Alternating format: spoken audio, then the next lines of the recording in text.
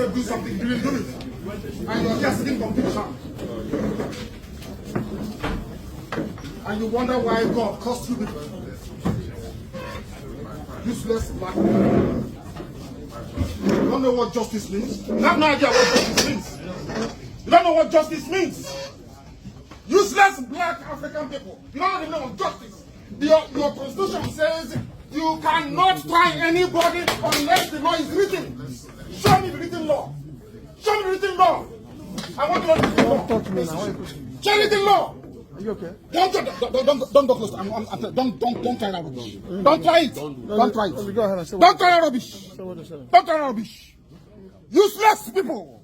You don't know law. You don't know law. Your own constitution you don't respect. Supreme Court judgment you don't respect. Then why are we in the court of law? Why are we in the court of law, I ask? Nonsense. You think Britain can ask you to jail me and you will jail me? You are dreaming. You are dreaming. I'm telling you that you are dreaming. Nonsense. It's not that written law, you cannot. You cannot. You can't convict me. Are you saying? It's not possible. I'm Nnamdi Kanu. Who's going to try it? Nobody can. They've not killed them dead to the person.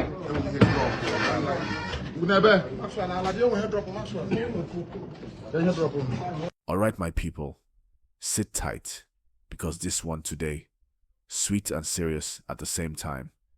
The full transcript of Mazi Nnamdi Kanu's court session that just happened today has caused plenty reactions, both inside and outside the courtroom.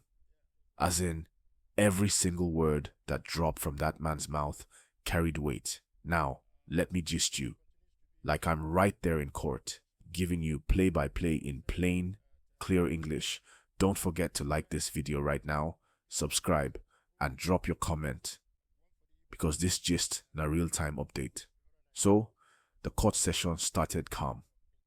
The usual formalities, lawyers introducing themselves, the judge entering, everyone rising. Then the clerk read out the case number and charges again. But my people, you know Kanu, he doesn't just sit quietly. From the moment he took his seat, his face already told the story. You could tell this man came ready to speak. And trust me, when he opened his mouth, the whole courtroom paid attention. The judge began by asking if the defense was finally ready to open their case, reminding them that the last time, Kanu had refused to enter his defense, and the court had warned that it might foreclose the case if he didn't act today. That's when Kanu stood up slowly and said, "My lord, before any defense, I must speak truth." He paused for a moment. You could feel the silence. Then he said clearly, "You cannot convict me because I am not guilty of any crime. I am Nnamdi Kanu, and I am standing for truth and justice." That one line alone, boom. The place went quiet again. His lawyers tried to calm him down, but he kept going. He told the court that the charges against him were politically motivated, that he was being punished for speaking up about injustice, and that what's happening to him is a reflection of what's wrong with Nigeria's system. He said, "If you call this justice, then you don't know justice. I am not on trial. Nigeria is on trial." My people, I won't lie to you. That line alone went viral on social media minutes later. As he continued, the prosecution tried to interrupt, saying that he was making political statements instead of answering the charges. But the judge allowed him to finish his point. He said he had no faith in the way the case has been handled, from his arrest abroad to his detention. He said, "If telling the truth makes me guilty, then I accept, but I will never lie to gain freedom." The courtroom murmured. Even the journalists there were typing fast, capturing every single word. Now, my people, pause and think. If you were in that court today, how would you feel hearing those words? Would you see courage or defiance? Drop your answer in the comments section, and don't forget to like this video and subscribe, because we're still deep in the gist. The judge then reminded him that court procedures must be followed and that outbursts were not helpful. The court stood down briefly to let things cool down.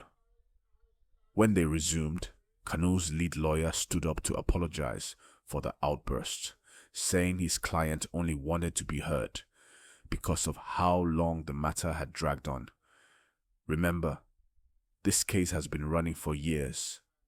Adjournment after adjournment, detention after detention. So the frustration is real. After the short break, Kanu calmed down and addressed the court more gently. He said he still wanted a fair hearing, but would not compromise his beliefs. He also asked the judge to ensure that his case be handled openly. No secret hearings, no political influence. He said, "Let the whole world hear me. If I am wrong, let the law prove it. But don't silence me." At that point, even his opponents could feel the emotion in his words. It wasn't shouting, it was conviction. Then came the legal back and forth. His lawyers asked for more time to prepare documents, while the prosecution insisted they had delayed too long. The judge, looking a bit tired of the repeated adjournments, finally said, "This will be the final chance for the defense to open their case." She gave a short date for continuation and warned that if nothing happens on that day, the court will proceed to judgment. That means, my people, that the next session could be a major turning point. Outside the court, supporters were chanting again. Some were crying, some waving flags, some praying. You could feel the energy. People waiting for one thing: justice. One man outside told reporters, "Even if you jail him, you can't jail his voice." And that's the mood right now. Tension mixed with hope. My people, what's your take on this? Do you think Kanu should now allow his lawyers to open his defense? Or should he continue to stand on his belief that the case itself is unjust? Drop your answer below, because this conversation is just starting. As for reactions online, Twitter and Facebook are boiling.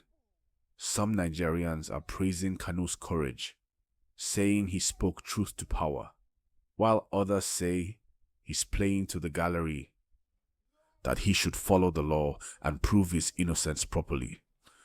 That's Nigeria for you. Always two sides to every story. But one thing is clear: everyone is watching what happens next.